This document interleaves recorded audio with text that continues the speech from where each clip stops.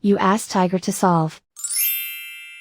This deals with linear equations with one unknown. The final result is x equals -43/3. Let's solve it step by step. Simplify the expression. Group all constants on the right side of the equation. Add 145 to both sides. Simplify the arithmetic.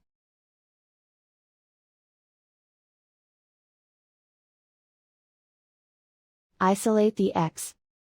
Divide both sides by -12. Cancel out the negatives. Simplify the fraction. Move the negative sign from the denominator to the numerator.